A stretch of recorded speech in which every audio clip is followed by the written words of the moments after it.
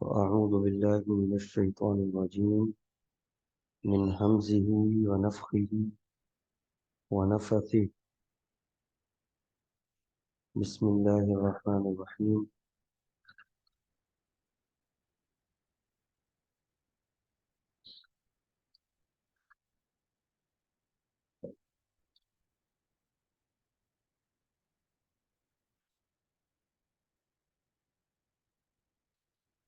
امام مہدی کے حوالے سے کلاس ہے، چند ایک ضروری اور اہم باتیں۔ امام مہدی جن کا ذکر صحیح احادیث میں موجود ہے، ان کے بارے میں صحیح اور مکمل علم وہ ضروری ہے، خصوصی طور پہ آج کے دور میں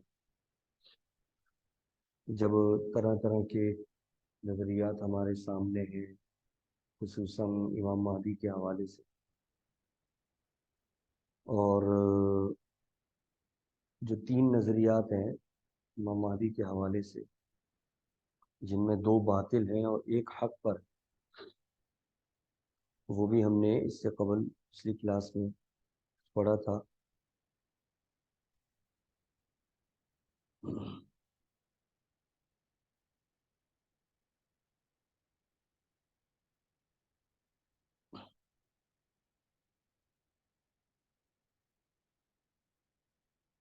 تو امام مہدی کے بارے میں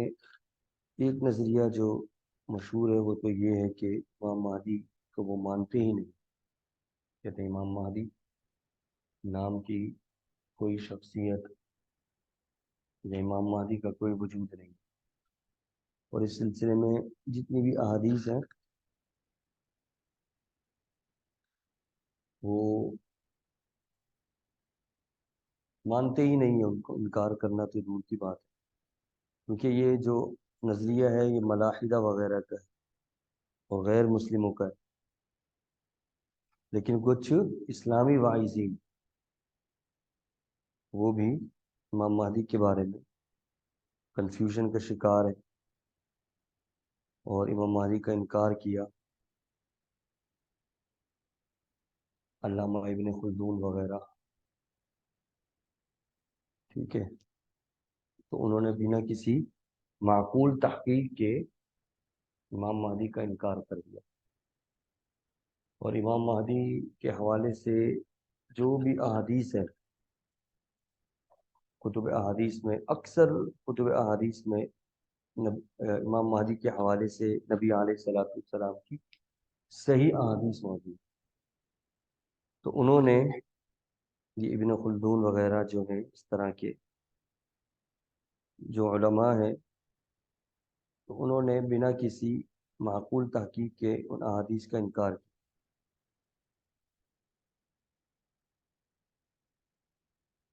حالانکہ امام مہدی کے بارے میں اور بھی دیگر محدثین کے اقوال اور امام مہدی کے حوالے سے جو احادیث ہیں کتب احادیث میں، ان احادیث کی اہمیت کو اجاگر کیا ہے۔ باقاعدہ وہ محدثین جو حدیث کا فہم رکھتے ہیں، اصول حدیث سے وابستہ ہیں اور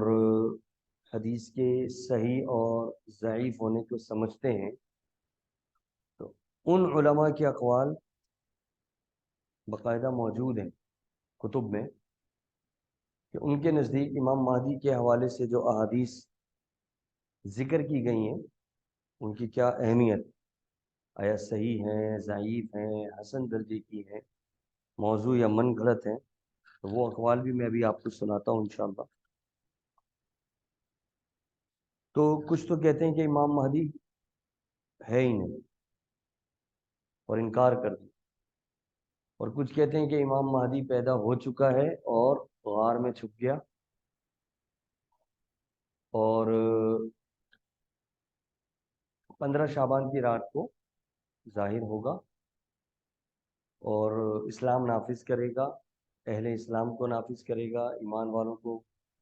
غلبہ غالب کرے گا۔ تو یہ عقیدہ بھی مشہور اکثر روافظ کا عقیدہ ہے، ان کے نزدیک امام مہدی محمد بن حسن عسکری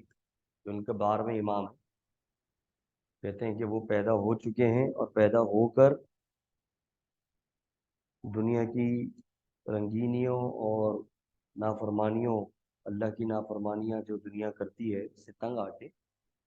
وہ ایک غار میں جا کے چھپ گئے، اور پھر بالآخر کبھی نہ کبھی ظاہر ہوں گے، اور جب ظاہر ہوں گے تو پھر مومنین کی حکومت قائم کریں گے وغیرہ وغیرہ۔ اس لیے وہ امام مہدی خصوصی طور پہ 15 شعبان کی رات امام مہدی کے بارے میں یہ عقیدہ رکھتے ہیں کہ یہ ظاہر ہو سکتے ہیں، لہذا پرچیاں وغیرہ غاروں میں اور سمندروں پہ، ٹھیک ہے، اور دریاؤں میں وہ امام مہدی سے ظاہر ہونے کے بارے میں یہ سب پچھلی دفعہ بتایا جا چکا ہے۔ اور تیسرا عقیدہ جو ہے وہ اہل السنہ والجماعہ، محدثین اور سلف صالحین کا نبی صلی اللہ علیہ وسلم کی صحیح احادیث کی روشنی، وہ تیسرا نظریہ جو محمد الرسول اللہ صلی اللہ علیہ وسلم نے اپنے صحابہ کرام کو امام مہدی کے بارے میں، اور بے شمار احادیث امام مہدی کے حوالے سے کتب احادیث میں موجود ہیں، صحیح بخاری صحیح مسلم کے اندر اشارتاً اور وضاحت کے ساتھ، سنن نبی داؤد میں، جامع ترمذی میں، سنن ابن ماجہ میں، صحیح ابن حبان، مستدرک حاکم، صحیح ابن خزیمہ، مصنف ابن ابی شیبہ، مسند ابو یعلا، طبرانی کبیر، صغیر، اوسط، اور نواب صدیق حسن خان ان احادیث کو جمع کرتے ہیں اور آخر میں یہ کہتے ہیں کہ امام مہدی کے بارے میں جو احادیث ہیں وہ تواتر کو پہنچی ہوئی متواتر احادیث۔ تو وہ جو احادیث کتب احادیث میں منقول ہیں، ان احادیث کے بارے میں بھی علماء اور محدثین کے اقوال ہیں میں نے نکالے ہیں، جن میں امام عقیلی رحمہ اللہ، ابو جعفر محمد بن عمر بن موسیٰ بن حماد عقیلی، یہ امام مہدی کے احادیث کے بارے میں فرماتے ہیں کہ وفی المہدی احادیث جیدون، امام مہدی کے بارے میں